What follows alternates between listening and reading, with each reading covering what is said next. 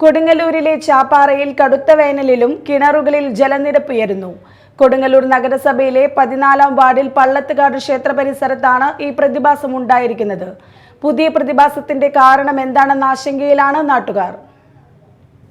പ്രദേശത്തെ പൊതുകിണറ്റിലാണ് ജലനിരപ്പ് ഉയരുന്നത് ആദ്യം ശ്രദ്ധയിൽപ്പെട്ടത്. തുടർന്ന് പരിസരത്തെ ചില വീടുകളിലെ കിണറുകളിലും ജലനിരപ്പ് ഉയർന്നതായി കണ്ടെത്തി. 20ഓളം റിങ് താഴ്ചയുള്ള വലിയ കിണർ ഇപ്പോൾ പകുതിയോളം നിറഞ്ഞ നിലയിലാണ്.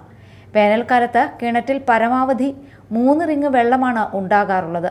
പരിസരവാസികൾ ഗാർഹിക ആവശ്യങ്ങൾക്കായി ഉപയോഗിക്കുന്ന കിണറാണിത്. സംഭവത്തെക്കുറിച്ച് റവന്യൂ അധികൃതരെ വിവരമറിയിച്ചതായി വാർഡ് കൗൺസിലർ MU ഷിനിജ പറഞ്ഞു. കൊടുങ്ങല്ലൂർ നഗരസഭ 14-ാം വാർഡ് ചാപ്പാറയിൽ ഒരു 13ഓളം പൊതുകിണറുകളാണ് ഈ വാർഡിൽ തന്നെ ഉള്ളത് നഗരസഭയുടെ. അപ്പോൾ പള്ളത്തുകാട് ക്ഷേത്രത്തിനടുത്തുള്ള കുളത്തിൽ ഇന്നിപ്പോൾ രാവിലെയാണ് എന്നെ ഇവിടെ ഭാഗത്തുള്ളവർ വിളിച്ചത്. 2-3 ദിവസമായിട്ട് വെള്ളം ഇങ്ങനെ കുറച്ചായിട്ട് പൊന്തി വരുന്നു എന്നുള്ളത്. അപ്പോൾ ഇവിടെ ഒന്ന് നോക്കിയപ്പോൾ ശരിയാണ്. കാരണം ഈ ഒരു സമയത്ത് എല്ലാ കിണറുകളും വെള്ളം കുറവായി വറ്റിക്കിടക്കാറാണ് പതിവ്. പക്ഷേ ഇപ്പോൾ ഇവിടെ വന്ന് നോക്കിയപ്പോൾ പകുതിയിലധികം വെള്ളം ഇപ്പോൾ പൊന്തി വന്നിട്ടുണ്ട്.